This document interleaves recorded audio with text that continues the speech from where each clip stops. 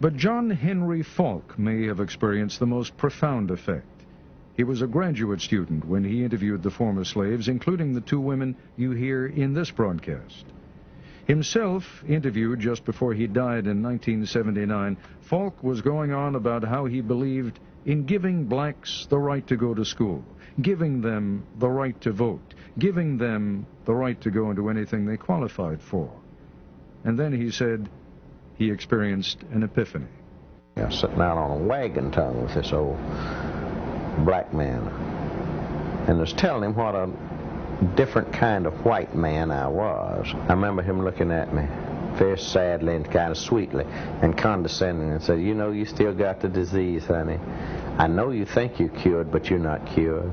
You can't give me the right to be a human being. I'm born with that right. Now, you can keep me from having that. If you've got all the policemen and all the jobs on your side, you can deprive me of it. But you can't give it to me, because I was born with it just like you was." And my God, it had a profound effect on me. I was furious with him. But the more I reflected on it, the more profoundly it affected me. And I realized this was where it really was. Tell you the truth, when I think of it today, I don't know how I'm living. I remember that just as well. Look like to me, I can. Been slaves all our lives. My mother was a slave, my sister was a slave, father was a slave. They know nothing about reading right. All that I know, they teach you to mind your master and your missus.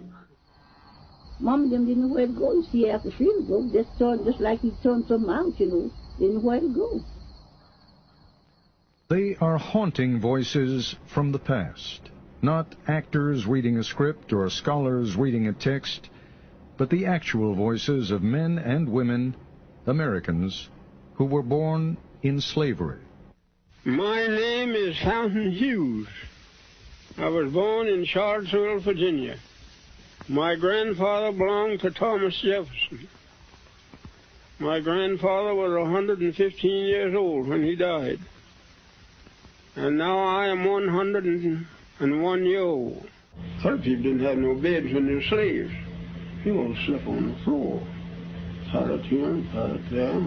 Just like a lot of wild people. We didn't know nothing. Didn't like to look at no book. Harriet Smith, remembering what she saw as a small girl during the final days of the Civil War.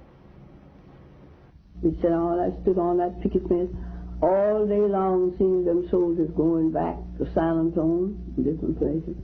Colored soldiers in droves. That's right along by our house. Our home is a two-story house. These recorded memories were among thousands of interviews done with ex-slaves in the 1930s and 40s. Can you remember slavery days very well? Of course, I remember all our white folks. And all the names of them, all the children. Call every one of the children's names. Who did you belong to? Jim Bunton, the baby boy. The results of these digitally enhanced recordings are arresting, almost unbelievable. The idea of hearing the voices of actual slaves from the plantations of the Old South is as powerful, as startling really, as if you could hear Abraham Lincoln or Robert E. Lee speak. Listen again to Fountain Hughes, who was born in 1848. We were slaves. We belonged to people.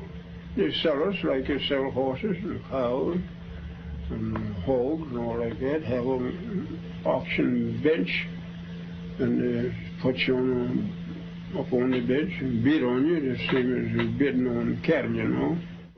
Much of what these three former slaves say may at first seem unremarkable. Much of what they say may surprise and upset, and their calm demeanor is at odds with the evil and violence we associate with slavery. Here is 91-year-old Texan Laura Smalley talking in the 1940s about the outcome of a tussle between two women, one black, one white, one slave, one mistress. The mistress tried to slap the slave, but the black woman pushed her into a chair. Laura Smalley was a girl at the time, but she remembers vividly what happened to the black woman when the master came home. Well, they taken that poor old woman, cat in the peach orchard and whipped her. and, just tied a hand this way, around the peach orchard tree. I remember that just as well, looked like to me, I can, and round the tree, and whipped her. And well, she couldn't do nothing but just kick her feet, just kick her feet. But it just had her clothes off down to her waist, Just didn't have her plumb naked, but they had her clothes down to her waist. And every now and then they'd whip her, and then snuff the pipe out on her, snuff the pipe out on her. The embers in the pipe, where you ever see the pipe smoking. Blow them out on her? Mm-hmm. Good Lord. Mm-hmm. The plantation on which Smalley was a slave sounds brutal. She recalls scrambling with other children for food from a huge wooden tray, like a hog trough. All of them, would get around that tray with spoons and eat, something like mush or soup or something like that. And all them children get around there and just eat. Fountain Hughes tells his interviewer about the relentless round of work for him on a Virginia plantation. Night never comes out. You have nothing to do. Time to cut tobacco. If they want you to cut all night long out in the field, you cut. And if they want you to hang all night long, you hang tobacco. It didn't matter about your tired, being tired, you're afraid to say you're tired. It was cotton, not tobacco, that solidified slavery, though. The invention of the cotton gin at the end of the 18th century made its processing easy, but the crop still needed enormous amounts of unskilled labor. Control of the slave and his labor through laws and regulations became paramount. Fountain Hughes talks about one of those controls, the pass system. Now, I couldn't go from here across the street, or I couldn't go to nobody's house without I have a note or something from my master. And if I had that pass, that was what we call a pass. If I had that pass, I could go wherever he sent me, and I'd have to be back. Whoever he sent me to, they'd give me another pass, and I'd bring that back, so it's to show how long. Even emancipation didn't truly free the slaves. Freedom freed slaves for more travail. The end of the Civil War found many cast adrift without skills and no place to go. And the Yankees who freed them weren't always seen as benevolent liberators. I remember when the Yankees come along and took all the good horses and took sold all the meat and flour and sugar and stuff out in the river and let it go down the river. And they know the people wouldn't have nothing to live on, but they done that. The ex-slaves left one hell for another, perhaps an even more dangerous one. No longer property, they didn't have the protections afforded property.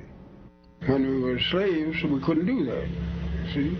And if we got free, we didn't know nothing to do. And my mother, she hunted places and bound us out for $1 a month. But we didn't have no property, we didn't have no home.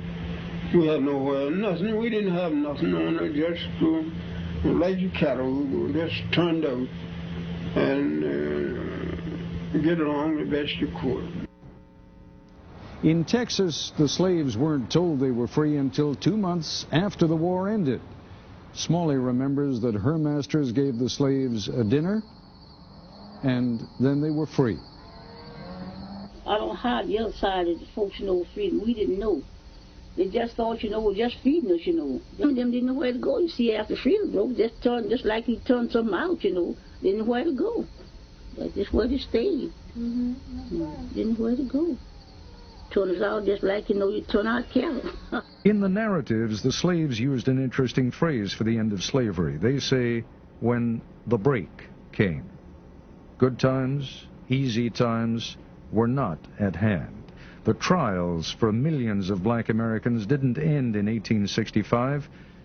They continued.